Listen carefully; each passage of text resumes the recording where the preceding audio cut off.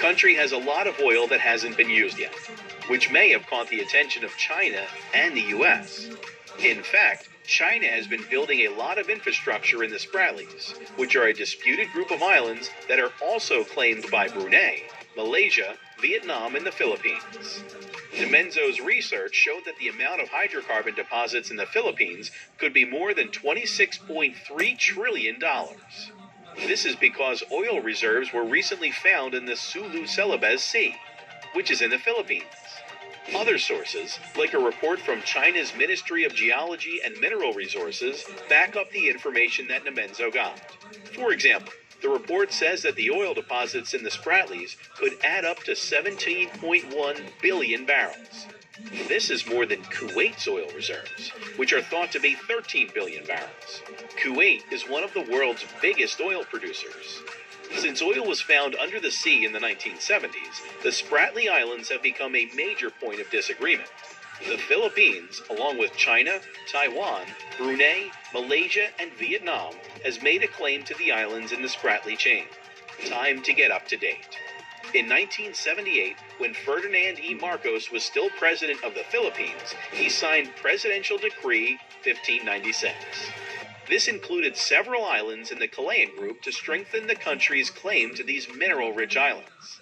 The ocean floor has a lot of minerals and polymetals, like gold, silver, iron, and nickel, in addition to oil and natural gas. During a trip to Calayan Island in 1979, with the defense minister at the time, Juan Ponce Enrile, this author saw the rich fishing grounds of the Spratlys. The Spratlys were called the Parcel Islands back then. During the interview, Dimenzo stressed how important it was to modernize the armed forces of the Philippines, especially by buying multi-role fighters with cutting-edge technology to patrol and protect the country's airspace and sea lanes, which are more than twice as long as the U.S.'s. In addition, he said that Filipino technocrats would have to take the lead in managing the process of oil exploration in these areas, which is a joint effort between the Philippines and international companies. Dimenzo said that we shouldn't be kept in the dark about how our resources are being used. The Department of Foreign Affairs says that Bajo de Masinloc is part of the Philippines and can't be separated from it. It is in the Zambales province of the Philippines. It is in the Masinloc municipality. Bajo de Masinloc is a group of reefs and rocks that are about 124 nautical miles from the closest coast of Luzon and about 472 nautical miles from the nearest coast of China.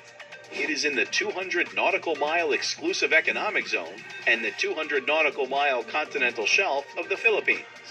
In 1734, a Jesuit priest named Pedro Murillo Velarde published a map of the Philippines called Carta Hydrographical y Chorográfica de las Islas Filipinas.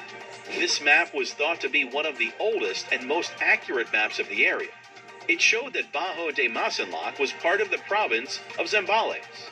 The Alejandro Malaspina expedition made another map in 1792. It was published in 1808 in Madrid, Spain.